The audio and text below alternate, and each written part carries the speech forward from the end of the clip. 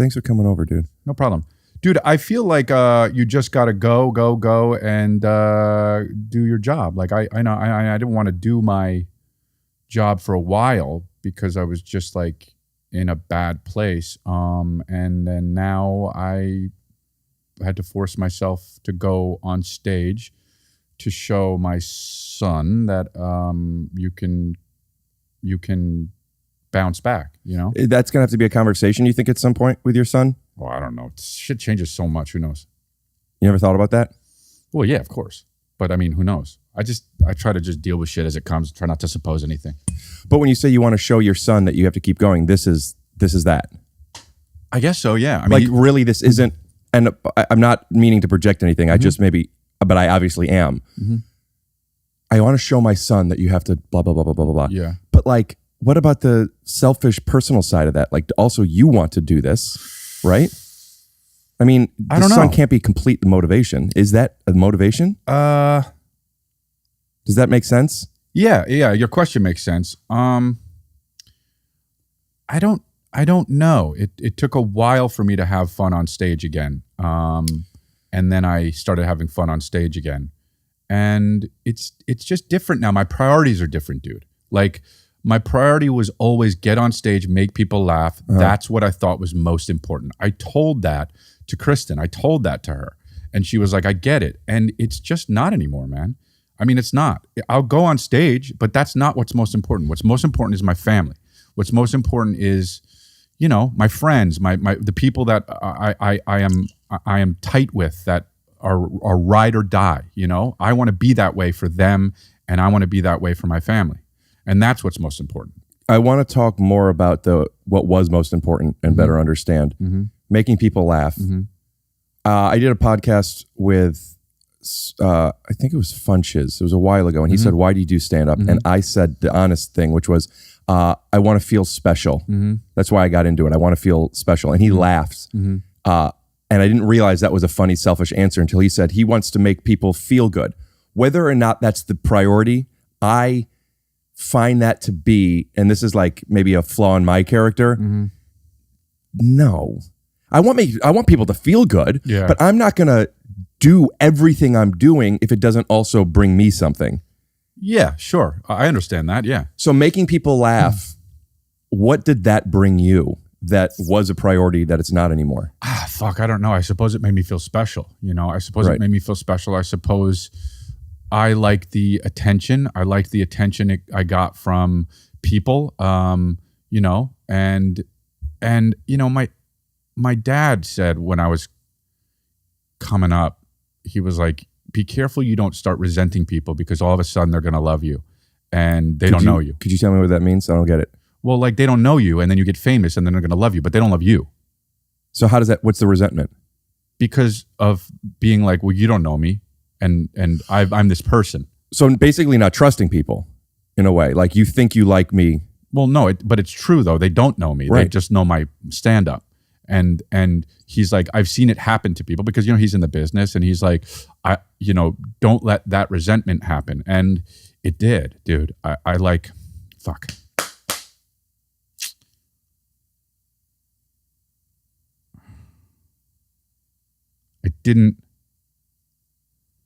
I thought I liked it, but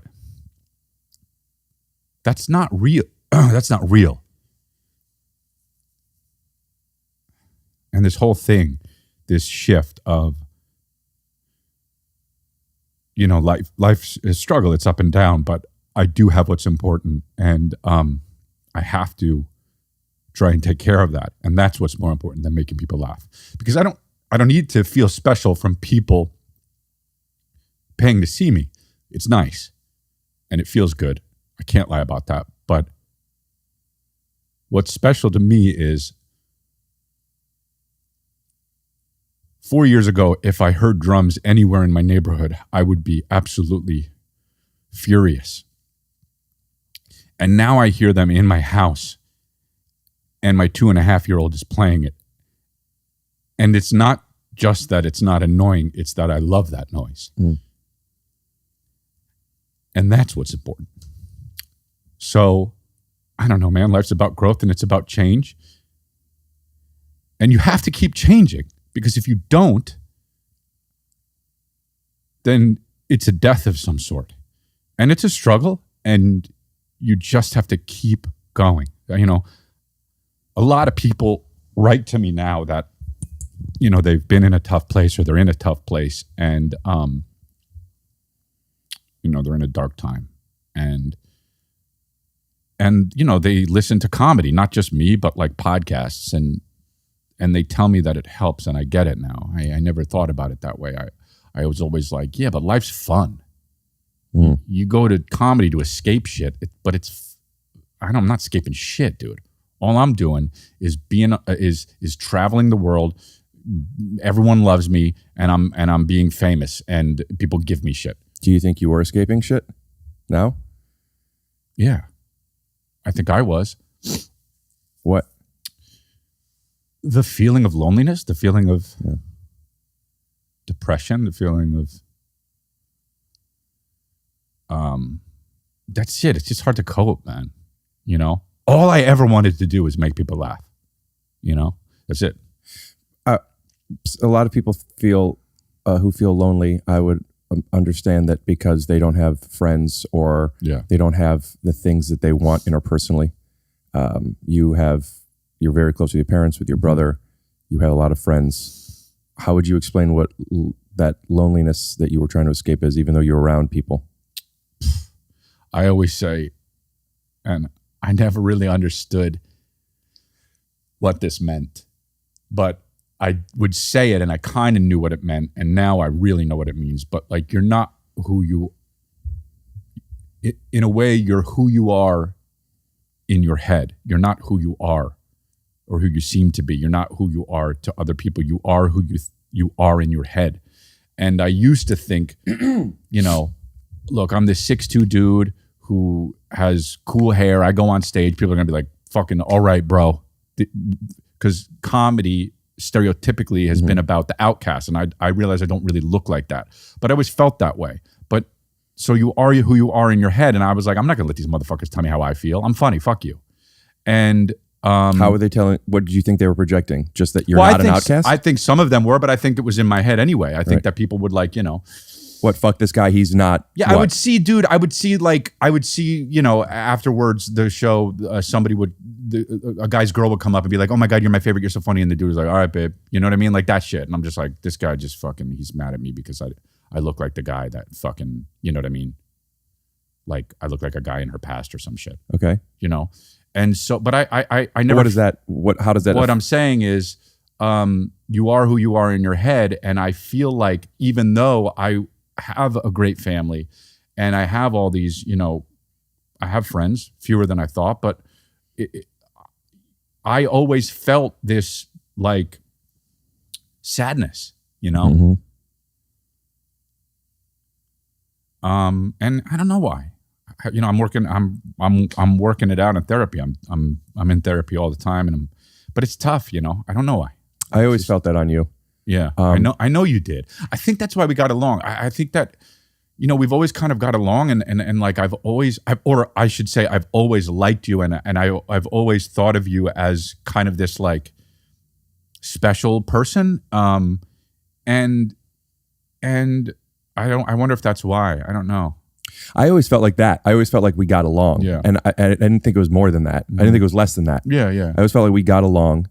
I also always felt that my understanding of who you are interpersonally, I was conscious of, is just from what I've experienced. So I cast you as this thing that I see you as, because I don't see you as when you're not around me. Yeah. And there's a lot of people have different versions of themselves. I only know of two of you, which feels like not a lot, which is either the funniest guy ever and just fucking boom, boom, boom, boom, boom, or in your phone, not really present. Not present, yeah. And I thought about that with the podcast. I wasn't concerned about this at all, but it was definitely a thought, like every interaction I've ever had with you is just joke, or just kind of like we're both in the same room. And I felt like by a long form conversation like this, there's no way it could be either of those the whole time. Yeah. So like, I'm like, this might be the first long conversation. But the thing that I always thought that while you while you were this, like in your phone, was something that is psychologically maybe similar to me, that if I'm not engaged, if I'm not laughing and playing, I check out constantly. Yeah, I know. It's a real tough thing. And I think that in a way is running from shit, because like I don't want to sit and think about how I feel, bro. I try to, but like I would never listen to music, and I don't listen to music because I don't want to feel that way. I don't want to feel sad. I don't want to feel in my thoughts. I want, I don't do drugs, and I want to be stimulated in a way, and I want to be not feeling that lonely part and that depression that would rear its head sometimes. And that I could get that with fucking with you and having a good time, being on set, doing stand-up is that, working out is that. There are things that are like that.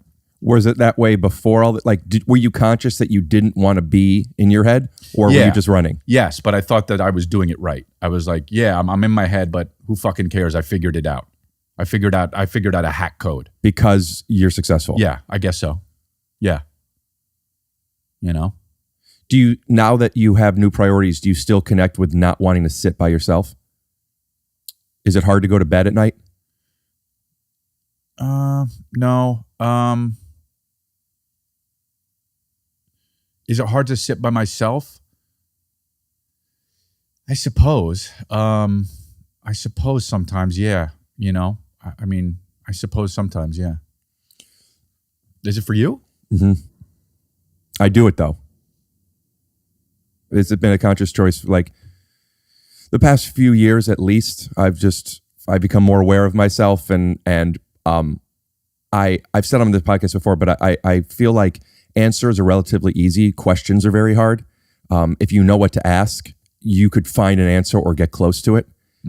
So I have found a little bit of comfort in when I'm uncomfortable in a way that I don't understand, kind of sitting in it like almost not a puzzle, but like, why do I fucking feel like this? And I could get an answer a lot of the time, and I have gotten a lot of answers, and I think that has helped me a lot. When I can't get answers, and I can't get answers still often, it's very, very uncomfortable. And I'll literally throw my phone. I don't throw many of my things. I'll literally throw my phone because I need to not be, and I don't know what that is. I don't think it's a loneliness feeling. I do think it's a depression. But I used to not. I would stay on the couch until 5, 6 in the morning until I fall asleep. Like I couldn't go to bed. That's OCD? No, that's not wanting. That's being afraid of just going to sleep. I've always thought it's just the weirdest thing. I'm gonna go in bed now and just be like, take me away and wait. Yeah, wait, like take me away, subconscious. Yeah, it's weird.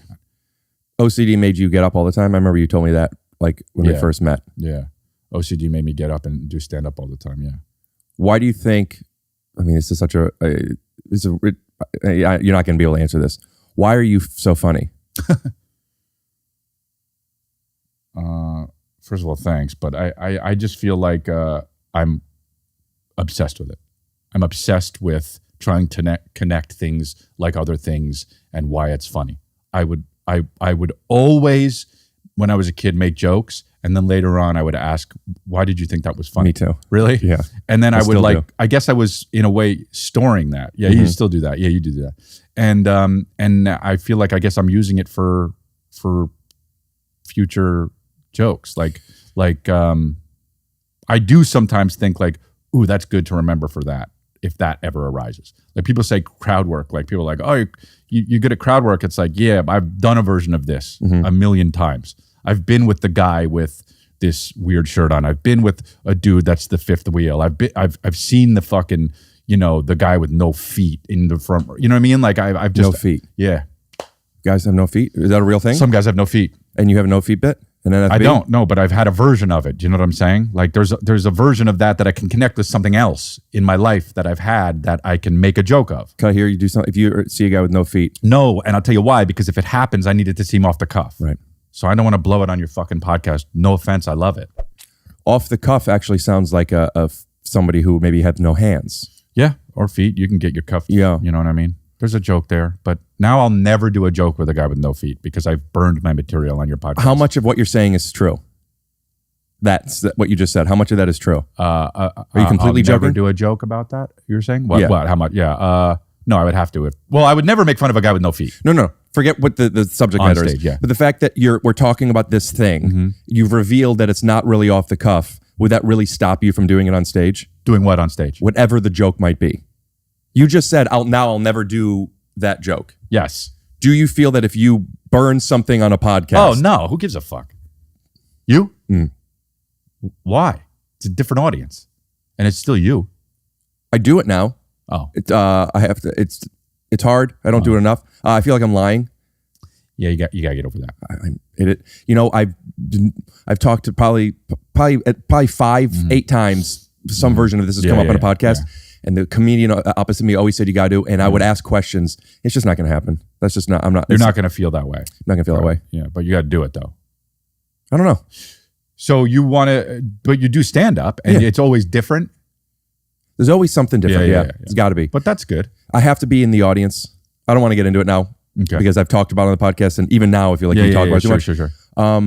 But when you talked about how you would store stuff, I do that, and because it's so obsessive, and I'm thinking about it all the time and asking questions about all of it, I had to let myself step away, and by stepping away, I kind of don't do it anymore. Because I trust that if I experience something, it'll be stored in the back of my head and I don't have to do any work. Yeah. Do you connect to that? Yeah, I do that. I think that's a superpower. Yeah. Well, okay. If they're in the world of real world, that I could understand how you would think that's a superpower. Real world. Because if it was Marvel, we'd be the worst superheroes. Right. Yeah. Superpower for like somebody who's trying to be but I funny. know what's funny. It just does just like he dies, just just like a really over the top death. This reminds me of a time. Oh yeah.